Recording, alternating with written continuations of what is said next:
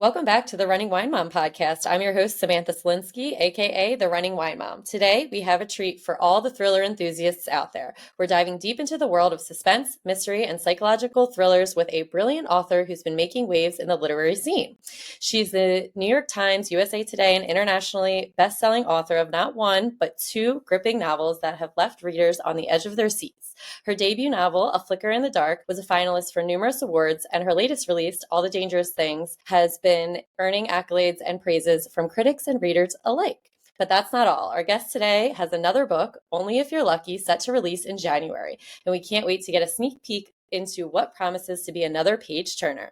So pour yourself a glass of your favorite wine, settle in, and get ready for a riveting conversation as we sit down with the incredible Stacy Willingham.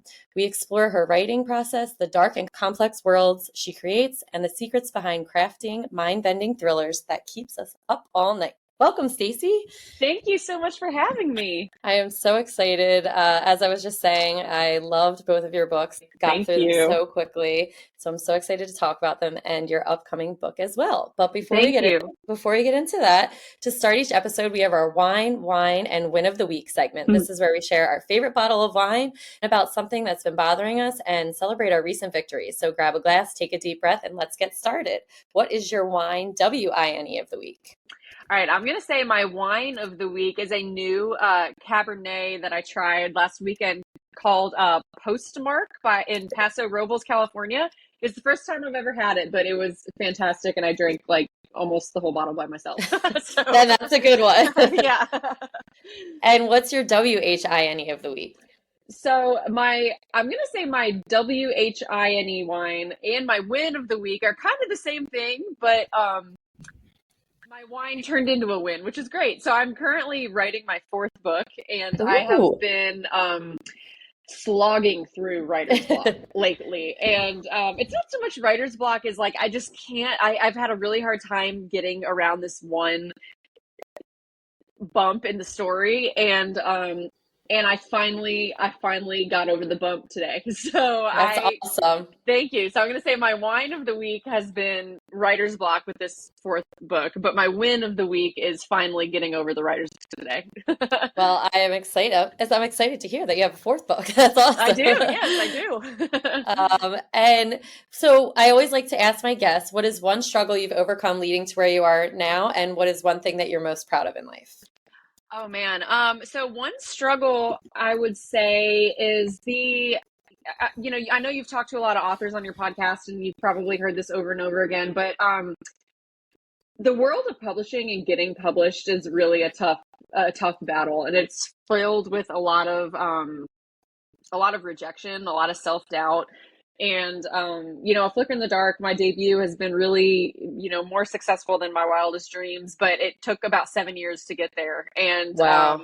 And it's my first published book, but it's not the first book I've ever written. I wrote another book before Flicker that I was never able to get published. I couldn't even get an agent for it. And I got over 100 agent rejections over the course of 5 years before I finally gave up on that book and switched over to A Flicker in the Dark. So I would say the biggest struggle is just kind of getting my foot in the door and not giving up. But I think that's also the thing I'm most proud of, is not giving up and being able to turn this passion and this hobby of mine into my career. It's a dream come true. That's amazing. And that is something similar to pretty much all of the authors that I've spoken to. You kind of think, oh, you'll be 22 with this debut novel, living in a big city, like kind of Hallmark movie-esque. Yeah. And every single one of them has been like, we worked so hard to get to where we are. And I just think that takes so much dedication and mental perseverance, which is awesome. Yeah, it really does. I mean, you hear those stories, of course, of people who like have their very first book published, or every agent they send it to wants it. And I do know I consider myself pretty lucky because my debut did have a lot of success. But yeah, there's this behind the scenes grind that readers don't see. And so every time you get together with another author and kind of swap stories, it's always fun because you realize no matter how successful someone is and how much you admire and look up to their work, we all kind of have the similar background of just having to wade through the rejections and not give up to finally get to where we are. Yeah, the no's are like definitely something that are not for the weak, I guess. So that's Yeah. something you should be really proud of. Yeah. In a Um, way, it does. Oh, sorry. I was going to say, no, in a no, way, no, go ahead. it does kind of prepare you a bit for when you're published, though, because something I have noticed is the rejection never quite stops. I mean, you're even once you're published, some readers love your book, some readers Mhm. don't. And so those reviews are kind of a form of mini rejection in and of itself. And so the whole process, thickens your skin a bit. So once you finally are published, you can handle that stuff a little easier. Yeah, I'm sure that's like super hard to hear because I found your book through recommendation of people who I'm in the Peloton Mom Book Club.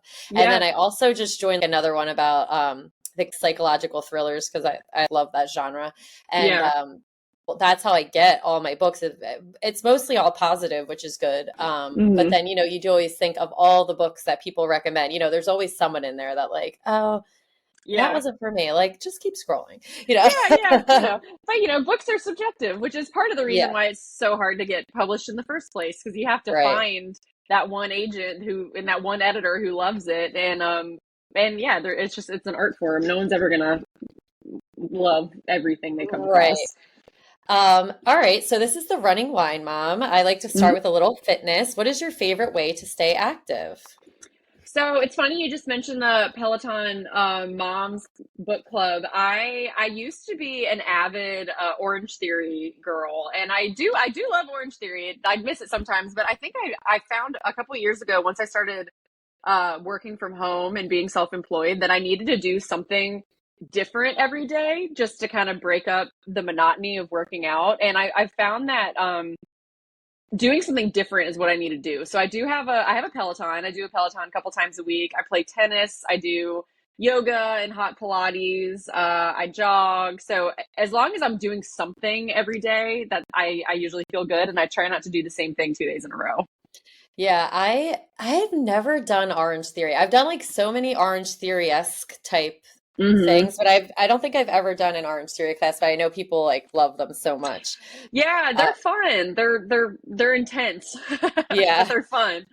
That's the thing that I always say I love about Peloton is like there is so many like they have boot camps that are I guess similar to Yeah, Orange Theory, but like this morning I did a lifting one. Yesterday I did an outdoor run. It's like you can do all different like things, yeah, which is nice. That's yeah, the way I am too. I'm like I can't do the same thing every single day. yeah, yeah. I'm the same way. So how do you stay motivated to maintain your own fitness routine? For me, I feel like I've been trying to focus over the last couple years more on how I feel, like feeling Hmm. energized, feeling healthy, feeling like mentally clear. Again, I'll go back to I'm a full-time writer now, which means I work from home and I'm by myself, pretty much just staring at my computer and in my own head for like 8+ hours at a time. And if I don't get some activity in, I Hmm. find it really starts to affect my mental clarity. So, Right. yeah, so for me, it's all about like if I just start to feel that fog like descend over Hmm. my mind, I'm like, all right, it's time to get a little activity in, and it always makes me feel better. Yes. And what struggles do you have to stay healthy and fit? Just like everyone, my motivation kind of waxes and wanes. There's some Yeah. days where I just really don't feel it, and I try to give myself a little grace and maybe just take my dog for a walk or something on those days, or just not do anything at all. That's fine too. Yesterday, I spent the majority of the day on the couch because that's what Sundays are for. That they And are. yeah, I'll also say my job is very deadline driven, and so sometimes I do find that I feel guilty, like standing up from my computer to take an hour for myself because I Hmm. feel like I should be working instead. But it kind of goes back to that knowledge of my work will be better if I can get outside and get some movement in. So I try to Hmm. keep that in mind when I feel guilty about it, and I feel the motivation waning. Yeah, I just read something about like if you do even like a 30-minute workout a day, it's a very small percentage of your day, and then maybe like 3% of your day, which means out of the whole week, when you add it all up, it's such a small percentage of your week to be better, just say like 97% of the time by getting Yeah. in that 30 minutes a day is so Yeah. important. It is Um, crazy how much of a small, just like to your point, 30 minutes makes such a big difference for me. It really does. I like last week. was not on my regular fitness regimen, and I was going bonkers. It was like Yeah. so wildly noticeable. Yeah. So, yeah, so I Oh, get it. I will say too, so you mentioned challenges. I've also been, I notice the older I get, the more I get injured, like doing Yeah. the smallest little things. And I've been dealing with a tweaked lower back for the Oh last like no. month. Yeah. And, so my workouts have been less intense lately than they have been because I'm trying to stay active, but I'm trying not to aggravate it. I'm trying to heal, and Right. I've noticed too that I'm going crazy. It's like I can't push myself the way I normally can, and it's making me feel so just like antsy, internally antsy. Yes, I get that. It's like you can't do what you want to do, but Mm-hmm. you can't, or you won't be able to do that again. Right, right. So I guess that kind of my next question was going to be about your relationship between mental health and physical fitness, but I think you kind of like hit that on the head that it's so important for, Yeah. your mindset.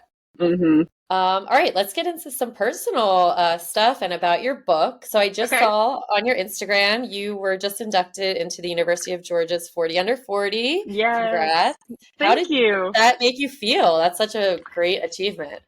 Oh, thank you so much. Yeah, that was amazing. I mean, I graduated in 2013, so this is actually Okay. my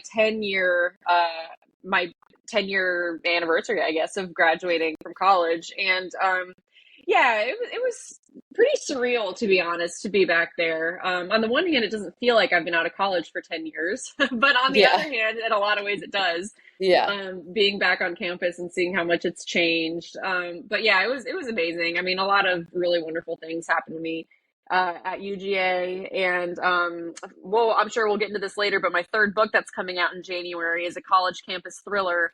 Ooh. Inspired by the house that I lived in at UGA when I was a student there. So it was Oh, a pretty full circle moment to be back and kind of get that award and just think about how much has changed in the 10 years since I graduated. that's so cool. That's awesome. Congratulations. What a Thank great you. accomplishment. Thank So my you. next thing is you are based in Charleston, Hmm. right? Yep. My aunt and uncle moved to Mount Pleasant like 4 or 5 years ago. So I've been down Yeah. like a few times and I'm like, I have to ask, what is your favorite restaurant? Because I get so Oh, overwhelmed every time I go down there. I'm like, I don't know which one to go to. We have so yeah. many. I get overwhelmed too. I've lived here on and off for over 20 years now. Wow. And I still get overwhelmed. The food here is phenomenal. We're So very good. spoiled. Yeah, Yeah. but I will say I think my go-to recommendation when anyone asks is a restaurant called Our Kitchen. Have you heard of it? Okay. I don't know if I don't think we were there before. They're kind of like a hidden local gem, which is why I like to recommend it, because they Hmm. call themselves, it's on Rutledge. So Our Okay. Kitchen is short for Rutledge Kitchen. And they say they're a kitchen, not a restaurant. So it's very Oh, intimate. It's very small. They only have two seatings a night, and it's wow. maybe 15, 20 people in the restaurant at a time. Oh, Um, that's so yeah, cool. and the menu changes every day. The chefs like go to the farmers market in the morning, get all the Oh my fresh God. food, make the menu that morning, and then serve you a five-course meal in the evening. And it's the food is fantastic, and it's just a really intimate, cool experience. I am definitely going to be going there when I Yeah, go back it's again because you that's really right up my alley. it's so good. You can't go wrong. You never get the same meal twice. I've been there Yeah. so many times, and it's always so good. Oh, that's awesome. Yeah, we went Mhm. we went to Husk. I Oh know the yeah, one time, which was so good. And then one of my other favorite things was on top of the Dewberry at the cocktail bar. It yes, overlooks the whole city, which was really nice. But like yeah. I also loved Isle of Palms so much, and Shem Creek were just so fun when I got to visit those. So I love Yeah. it down there so much. Yeah, yeah, yeah, me too. I mean, it's neat. There's a lot of different, I guess, like any city, a lot of different boroughs, so you can go Yeah. to all the different beaches that have a different vibe to them. And Mhm. Shem Creek has a very different vibe. Downtown has a different vibe. So it's depending on whatever mood you're in, you can kind of get it all here, which I love. Yes, I was like so excited to see that you lived there. I was like, oh, I love that Mm, town so much. yeah. I grew up Um, in Mount Pleasant. So, oh, okay. yeah, Yeah. It was, I mean, it's really cool there. It's like so central to, I mean, they're so close to Isle of Palms and then to yeah. Charleston. They're always at different restaurants and bars and having so much fun. So I it's a know. good It's a place. fun city. So how about you tell the listeners, how did you first get into writing? Yeah, sure. So I've always loved writing from as early as I can remember, really, when I was a kid. Well, funny enough, my sister is a couple years older than me, and we were kind of attached at the hip when we were growing up. And she went to school before I did, obviously, since she was older. And when she came home from school, she would sit me down and teach me everything that she had learned that day and kind of just like Oh, play school with me. Yeah. yeah. And so she taught me how to read and write when I was really young. And I have loved it ever since. So we used to write like little short stories and screenplays together when we were kids. And then in high school, I joined my high school newspaper and really fell in love with like interviewing people and learning their stories and finding a unique way to tell their stories. So I thought I wanted to be a journalist and went to UGA to study magazine journalism. And I loved it. I love journalism and I still do. But when I graduated, I had a hard time finding a job at a magazine. So I got into advertising. I started working as a copywriter. And I did like social media marketing and things like that. And I was doing freelance journalism on the side and kind of created like a little side business of just writing these feature articles and selling them for various magazines. And I realized that the one thing that I always noticed is that my articles were always going way over my allotted word count, and my editors were slashing all the like really flowery descriptive language, and they were like, this is beautiful, but there's just not enough room on the page, like it's just too long. Right.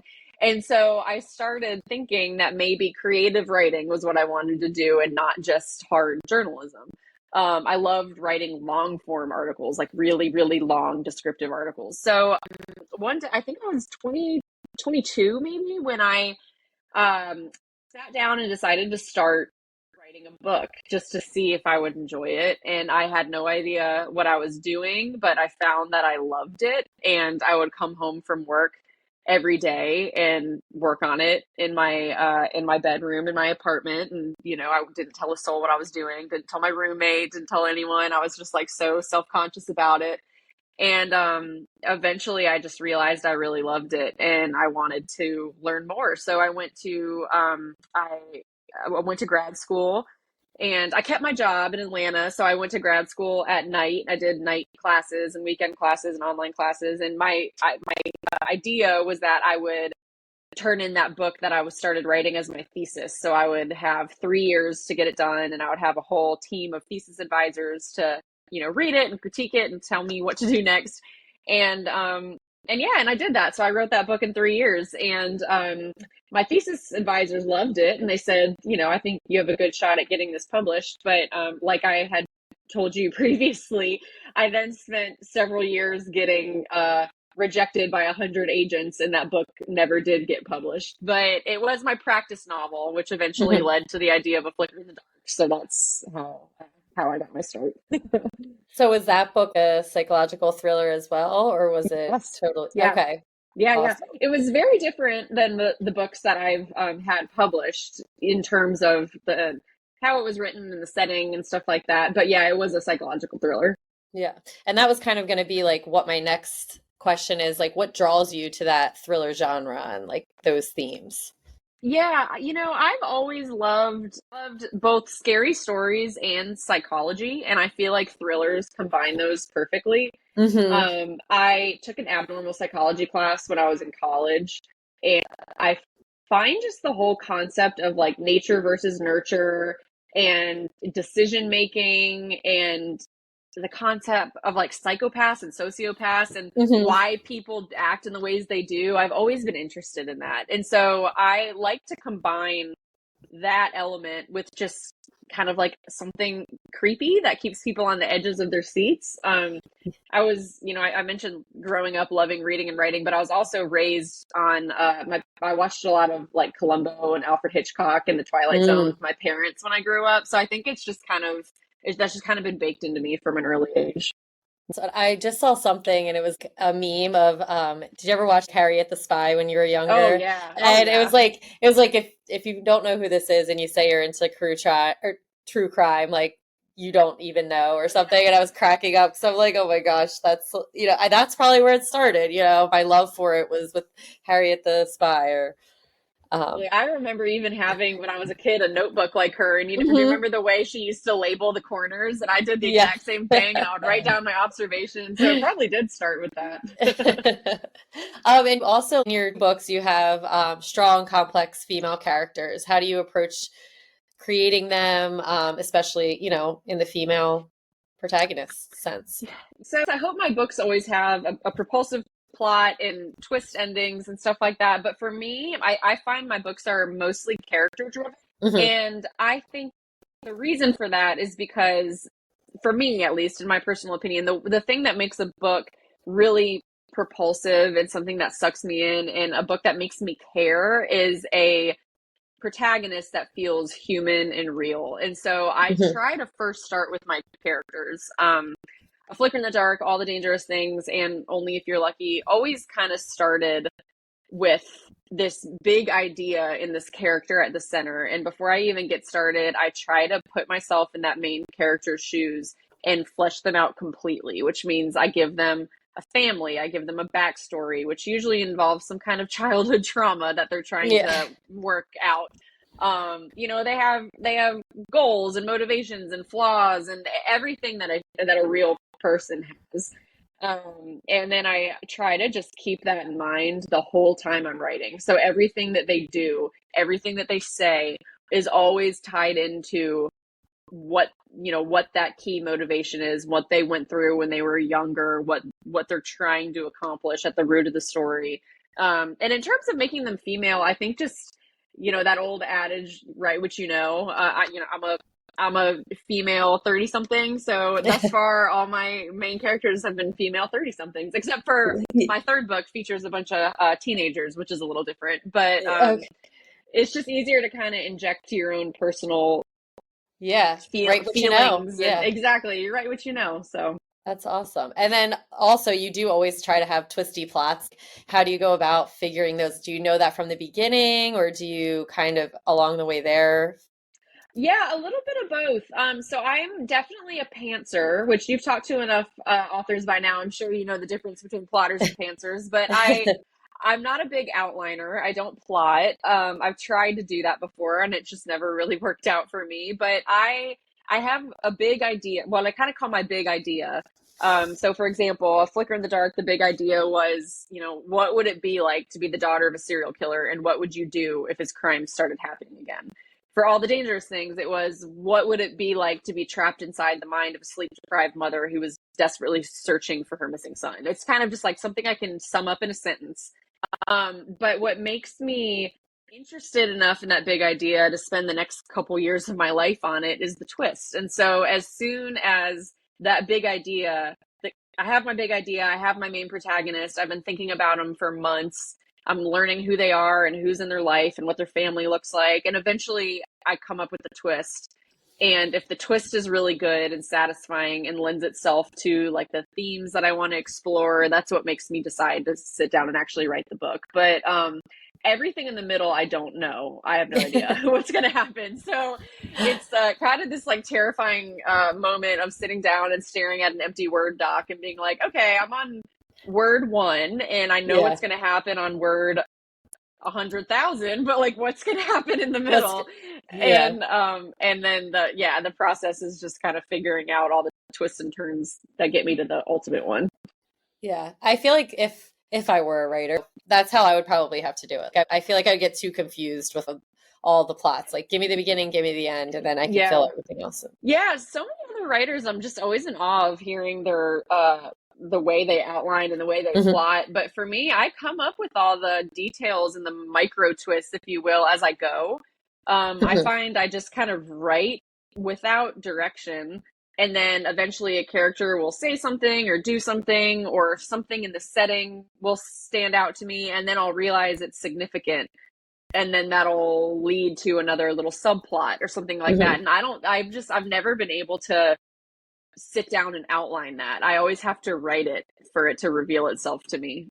It's fascinating to me the way different authors work and how it's all personal I was interviewing the author of Hidden Pictures, and he was saying that he used to do the plot.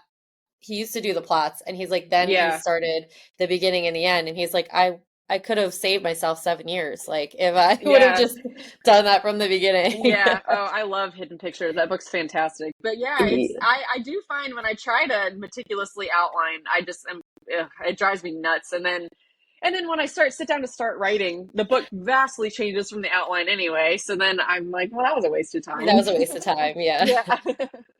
So are there any authors or books that like have had a significant impact on your writing or inspired you into the thriller genre besides Twilight Zone and Alfred? Yeah.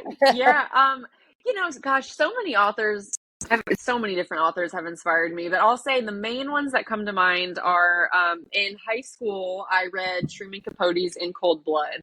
And that was the book that made me want to be a writer. Really back then, I wanted to be a journalist, but I remember thinking that something like that would be really cool, to write some kind of true crime book. And I still think that would be really cool. But that In Cold Blood and Truman Capote was the real true inspiration that led me to want to do this as a career. And then Gillian Flynn has also been a huge inspiration for me. Her books, I think, just are the perfect example of a thriller that is a page turner, but it's also just so gorgeously written. She's really, really managed to weave like just descriptive writing and beautiful prose with a fast-paced plot, which is really hard to do. So I constantly look up to her. And Stephen King's On Writing is another book that I read. I love his fiction, but that book On Writing, it's kind of a memoir / like how to write book, which is it's very good, and it's very inspiring as a writer. As a writer, yeah, it's really good.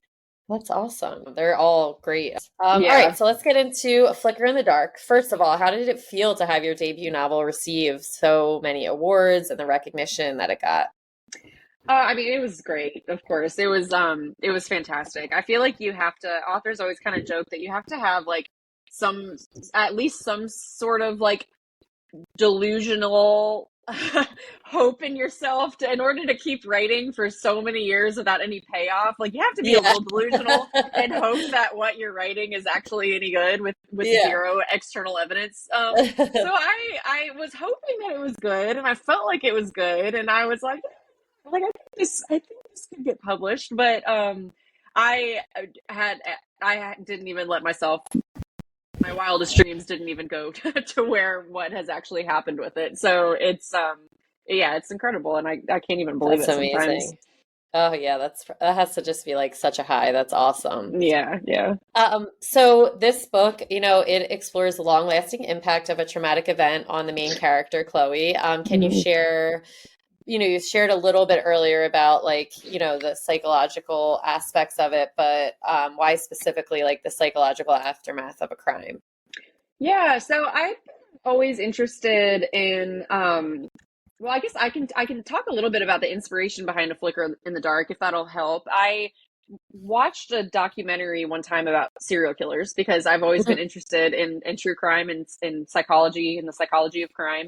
And there was a picture that came up on the screen of Dennis Rader. It's just, that picture just really had an effect on me because they were in a church where Dennis Rader served as a deacon for years.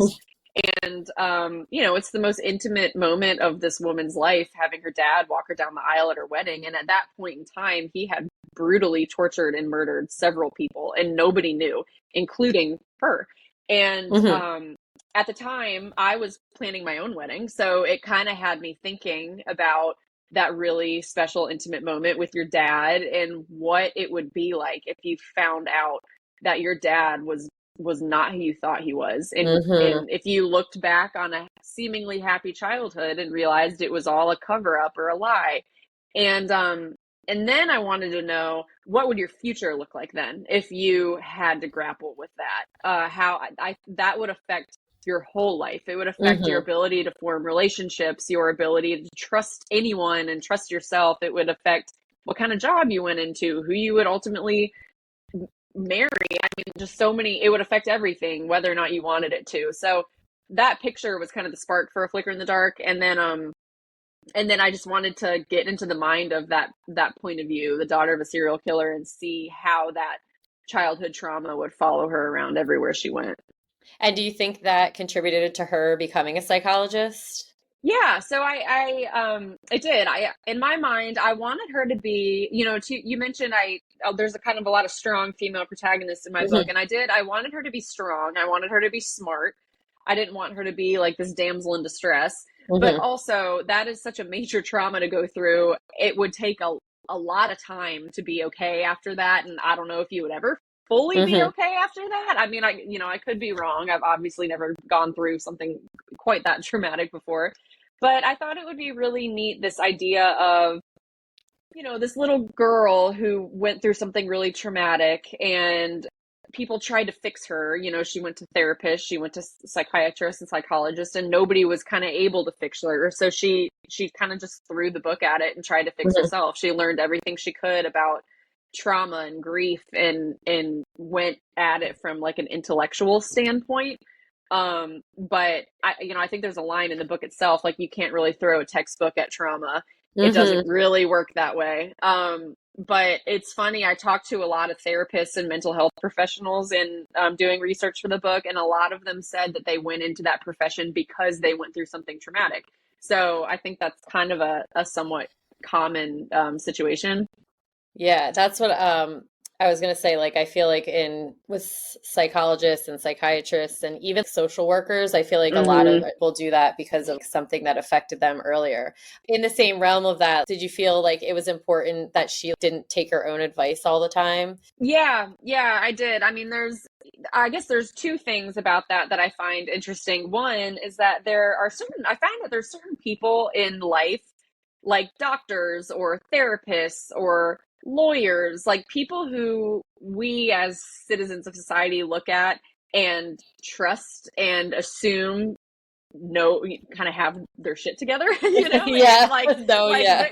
you're telling me like how to be healthy, you're telling me laws, you're telling me, what to do with my mental health, and we kind of hope that they have it together, but at the end of the day, they're just humans and they Yes. have problems too. And like I said, I talked to a lot of therapists and people in mental health who always said, I can spend all day listening to other people's problems, but then I'll go home at the end of the day and cry about my own because I don't know how to Hmm. handle it. And it's just, we're humans at the end of the day. So I found that interesting, putting her in a profession where you would hope and you would think that she knows, she has the tools to handle her own trauma and her own grief, but it's so much easier to give advice to other people than it is to accept it yourself. Yes, it And I have, is. I have such a great group of girlfriends who we're very open with each other, and we kind of talk about our days and what's bothering us. And it's funny, I find like when I hear them, I'll just spout out all the solutions. Mhm. But then when it's my turn to complain, I'm like,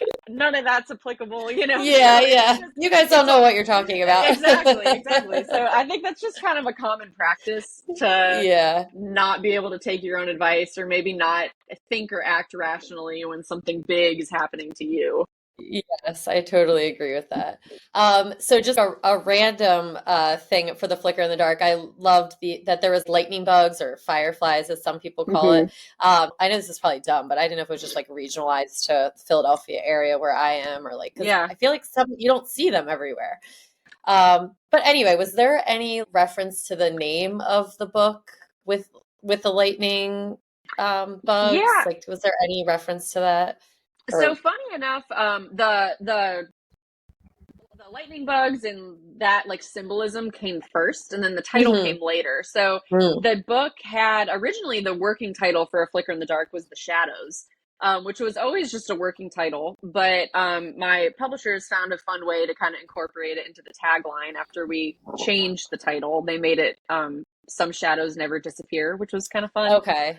Yeah. Yeah, I And love that. Yeah. yeah, and but when it was time to come up with the title, I wanted something that was kind of eerie, kind of the sense of being just kind of in the dark, but Hmm. I didn't want like fireflies, I didn't want the word in the title, I didn't want it Right. to be so little literal. So A Flicker in the Dark sounded good to me, and it felt Yeah. like it alluded to a variety of different things in the book. Yeah. And Yeah. then it lent itself quite well, in my opinion, to a cover with the Yes. fireflies on it. So yeah, it all Yes. kind of, it was pulled from a line at the very end of the book.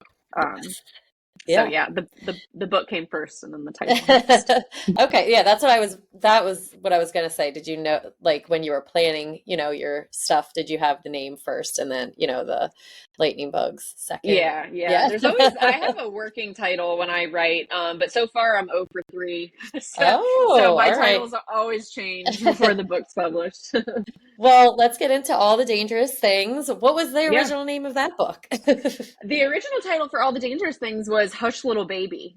Okay. That Yeah, is because it's creepy too. I thought so too. Yeah, it's a nursery rhyme, a classic nursery rhyme, and so Yeah. much of the book takes place in the dark at night. Yeah. And of course, it's about a mother searching for her missing son. So it seemed to work, but Yeah. yeah, for a variety of reasons, we decided to change it.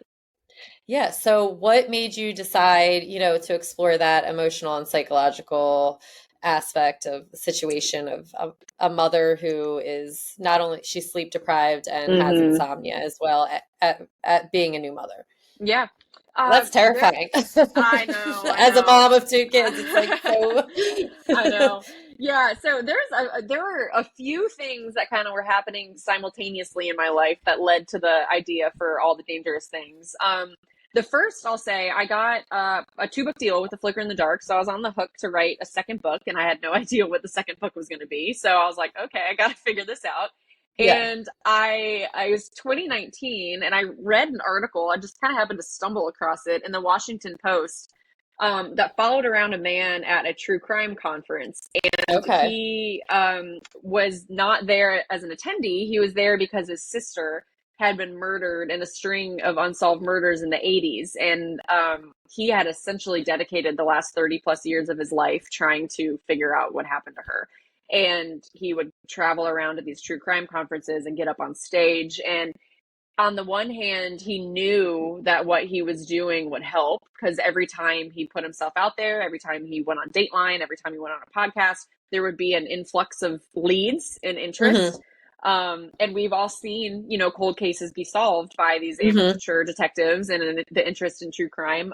But at the same time, there was just this like that he felt Right. about potentially exploiting her death, or just getting up on stage and knowing that these true crime fans, in quotes, they care, but also it's entertainment, and that is kind of a fine line. So I thought that moral conundrum was really interesting, of being that guy up on the stage. And that was what led to Isabel, and why in the very first chapter she's up on stage telling the story of her missing son. So yeah, it started with Isabel and wanting to give her some kind of cold case that she was deeply, deeply invested in. And I was, thinking as a 30-something woman, what would be the thing that happened to me that would take over my entire life, and it would be something horrible happening to my child. And I don't personally have children yet, but I just imagine that would be it. That would be the one thing that would make me just drop everything in my life and try to figure out what happened to him.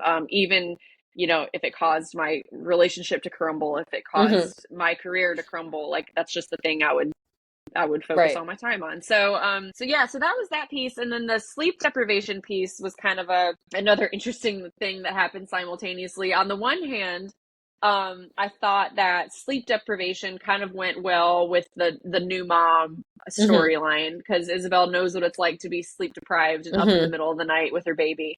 On the other side of the spectrum, my husband is a bit of a sleep talker. So, and yeah, and I'm a bit of an insomniac. So yeah, so I don't have it quite bad as Isabel, but I have a hard time falling asleep, and I stay up pretty late, and my mind is always kind of wandering. And one night I was up and my husband was asleep, and he like muttered something really creepy in his sleep. Yeah. And I shook him awake, and I was like, why the hell did you say that? Yeah. And he had no memory of it whatsoever. Oh my gosh. Yeah. So that had me thinking about the differences, sleep disorders, how deep sleep and an inability to sleep are essentially opposites, but have, they each come with their own slew of problems and Right. what would be worse, essentially. So I gave poor Isabel both of them. I know. So, yeah. Yeah, I have an almost 3-year-old daughter and my son turned one in Mhm. June. So it's like I totally related to her in the sense of like you're just not sleeping and then it's like, on top of all of that, it was just very much I could feel the poor, Yeah. woman's everything. So you talked about Isabel, how she was telling the story of her missing child and, she came and spoke to, different crime type events and then including the true crime podcaster that she befriended sort of in a way, I guess, like Yeah. started to get to know. I'm someone who listens to true crime podcasts. A lot of people do. And as you kind of mentioned earlier, when you're talking about these stories, people are so enthralled with it because they're like, it's entertaining almost and Yeah. blurring the line of entertainment and like, this is actually something that happened to someone. But anyway, what was your thought process around like the true crime podcaster and having that as big part of the story? Yeah.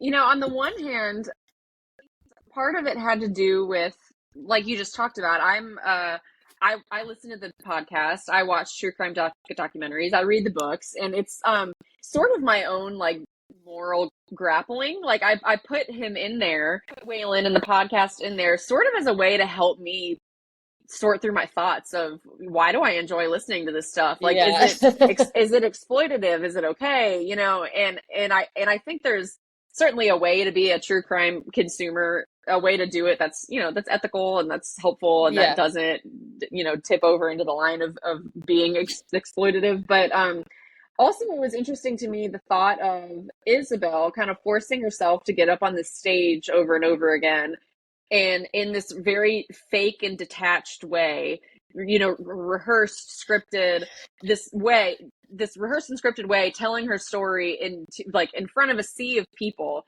The exact opposite of that is sitting down with one other person at a dining room table and telling it to him unscripted.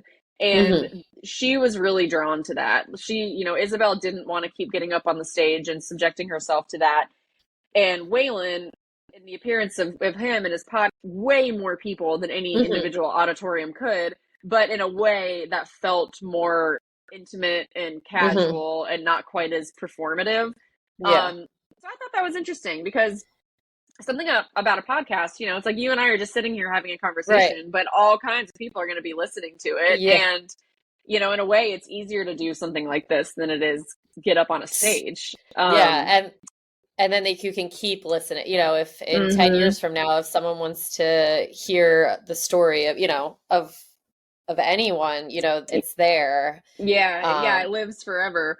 And that honestly was like one of the reasons, not to like kind of do a divergent, but that was one of the reasons that I like started podcasting. So I wanted to like interview my family members kind of. I was like, they all have like really cool stories. And then I was like, Yeah, wait, I like really like doing this. Let me interview more people. Yeah. But it's pretty cool to have, especially with my parents, like those recordings will be forever. And, my great grandkids can listen to their stories. That's so cool. That's still, but to go, but the same thing in regards to the true crime podcasts are in your book. It's like you could go, like you said, into a room of 50 people, or you can get it to the whole entire world in just one sitting, which is pretty cool. One conversation. Yeah, that's awesome that you've recorded your family members like that. I feel like more people should do that. It's a good idea. Know. I guess like in the actual moment, I was just thinking like, oh, I'm going to ask them these questions and that. And then like afterwards, I was like, wait, this is actually like really cool that I have these forever. That is really cool. So I I also obviously loved the true crime podcast or, in there type thing. Yeah. So to kind of just like finish up with all the dangerous things with the memory loss and self-doubt, she obviously is like questioning herself. That's one of the big themes of the whole book. How did you kind of work about crafting that narrative? Yeah, so with the memory loss and things like that, I love writing an unreliable narrator, and I love reading unreliable narrators, and it's fun to write them. And with an unreliable narrator, of course, the reader doesn't know if they can trust the narrator or not. And I like toying with the idea of the narrator also not knowing if they can trust themselves. And there's a lot of different ways to do that. One, kind of classic way is with substances like alcohol, pills, or something like that. But another one for me, I thought, was sleep deprivation, because everyone has through that when you're so tired. Like, you hear something and you're like, did that really happen? Or you see something out of the corner of your eye, or you're just kind of foggy. And I wanted to put Isabel in like this constant state of just like fog, because and it makes it really hard for her to trust her own memories and instincts. In the second part to your question, for me, it was just a good way to make her doubt herself, but also make other people doubt her. Yeah. So the doubting yourself element came to me also, again, because we're dealing with a mother here who's looking for her missing son. And that's kind of a theme in All the Dangerous Things as well, mothers always kind of blaming themselves and wondering, should I have done something different? Should I have done something more? And so having this like cloak of uncertainty over everything that has come to Isabel through her sleep deprivation kind of heightened that, I think, her inability to trust herself. It was definitely very realistic in the sense of like I said, how I would feel as a mother in her situation. So that was awesome. Thank you.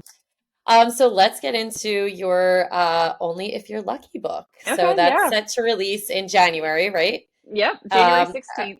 Okay, January 16th. Can you give us a sneak peek or some sort of insights to the book? Yes, absolutely. Yeah. So it Only If You're Lucky, I mentioned earlier, it is it's a little bit different than my first two books. So there's some things that readers can come to expect that will be the same. So it's heavy psychological elements, just like my other books. Perfect. It's set in the South. It's got multiple twists. It's pretty setting heavy. But this one is a college campus thriller. So it has a bigger cast of characters, and they're all younger. They're all teenagers. So of course, their motivations and their trials and tribulations are all quite different than a protagonist in her 30s. But it basically is about a girl named Margot who goes away to a small liberal arts school in South Carolina. And she is grieving the loss of her high school best friend who died the summer after their senior year. And because of that, her freshman year, she kind of spends the year in a cocoon, and she doesn't really meet anyone. She doesn't really branch out. And at the very end of her freshman year, a girl named Lucy, who lives on her hall, invites Margot to live with her and two other girls on a house off campus. And Lucy is charismatic. She's charming. There's just something really magnetic about her. And Margot just has to say yes. She has no reason to say no.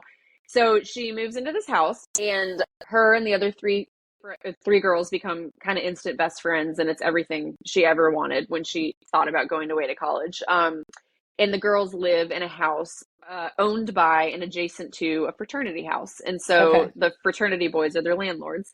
And 6 months into the year, one of the fraternity boys next door is brutally murdered, and Lucy is missing without a trace. So Margot and the other roommates are kind of left in the dust to deal with the investigation and the aftermath. And so that's the gist of it. And I mentioned previously, the house is based on the house I lived in college. I actually lived in a house owned by a fraternity in college. Oh, okay. That's cool. When you were saying that, I was like, oh, I didn't even know like that was a thing. I didn't know if it was a thing, but now you're saying it is. Yeah. So I didn't know. I don't know if it is truly a thing, but it was a thing for me. So but it was for you. Yeah. So there's a fraternity at Georgia who owns the house behind their house, and they rent it out. They rent it out every year. And my friends and I lived in it for 2 years. And so the fraternity boys were our landlords, and it was a very lawless 2 years. And it was a crazy. That must have been so fun. Yeah, it was. But in hindsight, all kinds of weird stuff. Yeah, I'm sure. Needed to be memorialized in print. So, so yeah. Oh my gosh, I love that. Yeah, it was a really fun book to write. So I'm excited about it. So did you go back to your house to like kind of re-get any memories, or just from your first, or like bring up any memories? Sorry, I guess what I've been back since just to kind of snap some pictures, and it's still standing, believe it or not. And I haven't been inside yet, but I have so many pictures, from that time that I can go back and reference. And there's just so many little moments and memories that my Yeah, roommates and I will still talk about. that's So, so cool. yeah, there's for I kind of beg people not to jump ahead and read the acknowledgments before they finish the book because I Okay. always stuff my acknowledgments full of spoilers. But I Yeah. do tell true stories of stuff that really happened in Okay. that house and the acknowledgments that might Oh, yeah, make the reading experience a little more interesting once people finish that's the so book. So, cool. Yeah, yeah. I will definitely make sure to read them too. 'Cause sometimes I Mhm. feel like you might like skip over them if you don't take the extra time 'cause you're so excited at the end and then you're like, Yeah. okay, I you're feel processing the ending. But it's I so love important. maybe it's the writer in me, but I love reading the acknowledgments. I just Yeah. find it so interesting to see like what all goes into a book. But Hmm. from a writing perspective, I feel like by the time I get to the acknowledgments, there's so much I want to say to the reader. Like, Yeah. like here's inspiration, here's what I was Yeah. thinking when I did this. I kind of just like dump it all in the acknowledgments and hope that someone finds it interesting. So Well, one of the, I don't know if this goes hand in hand, but one of the coolest audiobooks that I listened to was David Goggins, one of David Goggins' books, Can't Hurt Me, I think it was Mhm. called. And he did it kind of in like a podcast version. So he read chapter one, and his was more like stories of how he got to be where he is, but he Mhm. would do chapter one. And then while you're hearing his story, you're like, I have all these other questions for you. And literally he would answer all of those questions at Oh, the that's end cool. of the so that's like I feel like that was something that really stuck with me. And I guess that's Yeah. similar to the way the acknowledgments are for all of them is like you read about their kids or like their friends or their Mhm. family or like the places, and that is such like a cool aspect of it. Yeah, yeah. Um I always just find it so interesting hearing about like how, what the inspiration for a story right. was and things like that. And so I sprinkle a little bit of that usually in That's an so cool. acknowledgments or an author's note, just, to Yeah. let people know how the idea came about. Yeah, I love that. So there are, lots of murder mystery, missing person books out there. What do you think is something that the readers will really love about it? Yeah. All right. Well, I hope it stands out. Well, it It's will. thank you. It's this one, like I mentioned, it's different than my first two, and so I hope that readers enjoy kind of a slightly different take on what a typical Stacy Willingham book has been thus far. I love dark academia. It's kind of a subgenre that I've always loved, like The Secret History, If We Hmm. Were Villains, some more recent ones like In My Dreams I Hold a Knife, The It Girl by Ruth Ware, just those Oh, types of books where it focuses on young people kind of grappling to find their place in the world, trying to find friendship and community and hmm. belonging. But what I find kind of cool about Only If You're Lucky is dark academia is often set in like an Oxford or a Yale or like a Hmm. really prestigious kind of like gothic school setting. And Only If You're Lucky is set in a small liberal arts school on the beach. So Yeah. it's still kind of the settings that I love to do and the places that I love to write about. And it tells it, I guess it focuses less on the like academic Right. experiences and more on the friendship experiences and the communal living and that element of college Hmm. life that is so like Important. strange and unique to that time of life. So, Yeah. It is when you like think it's like so important, but then when you do like think back on it, you're like, what the heck? This is I so know, interesting. I The know. things. Yeah. And those years are just so formative. Like, They when are. you're 18, 19 years old, you're like clay and Hmm. your friends are everything to you. And Yep. I just it's I've had some early readers tell me like minus the murder, it kind of makes them nostalgic, like thinking back That's to that okay. time in their Yeah. lives. So I hope that readers get something like that out of it because it was a Yeah. nostalgic book for me to write. So Yeah. That's awesome. Yeah, my husband and I, even though he didn't go to my college, he would come visit. We weren't dating, but he had mutual friends, and we always mhm. talk about our college. We're like, ugh, what we would do to go back and Yeah. just, but we're like also like we don't want to be drinking like natty ice I and know, sleeping I on a know. floor. Yeah, I know. It is. Uh, It's funny. Like you mentioned going back to UGA, I was just there, and yeah. 10 years doesn't seem like a long time until you see kids who are Yeah. currently in college, and you're like, whoa, like You're like, it has yes, been a long time. yes, I could not do that again, but have fun, everybody. Yeah, I know. All right. Is there anything that I missed or that you wanted to talk about a little more? Did you want to talk about your fourth book at all? Yeah, I mean, I guess all I'll say is I'm writing my fourth book. It is early days, so I can't even give a cohesive synopsis right now. You know But the ending though, right? I do know the ending. I do. Yep, I know the ending. I'm 30,000 words into it, and I'm limping along to try and get to the ending. But it will be. I'm really excited about it. That's awesome. Yeah, I'm super excited about the story. It's again a little different than my first three now, but with a lot of similarities. The Okay. setting is pretty cool. I'm excited about that. It's a little bit different than what I've ever done. And it'll be out sometime in 2025. So Okay. that's what I'm Wow. working on. That's Yeah. awesome. I mean, Yeah. I'm so happy for you. And I'm Thank so you. happy that you have so many things coming up. That's awesome. I'm so excited to read. Only if you're lucky. That Thank sounds you. so awesome.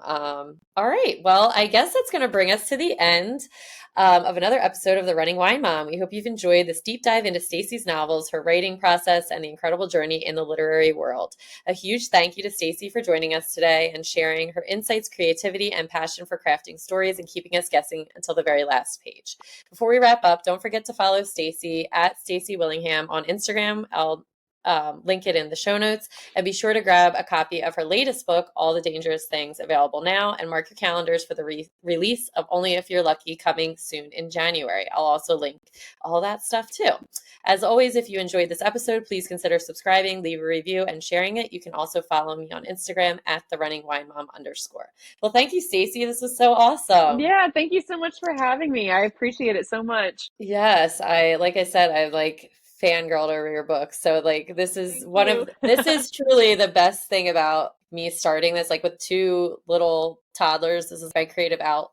Oh And yeah. just like meeting all these amazing, mostly women, I've had some men on, but like Yeah. just badass women. And it's like so cool to see how That honestly must be successful the these people are. coolest. To It's just read a really book and fall in love and be like, I want to talk to that person. And yeah. And yeah. then I'm like, oh, telling my friends, okay, like, and then you can listen to the, like, I got to talk to, him or her. So thank you for taking time aside to do this. All right. Thank you so much for joining me today. Remember, you are strong, you are capable, and you are all amazing. Until next time, keep running, keep sipping, and keep embracing the joy of motherhood. Cheers. And I will be back next Tuesday.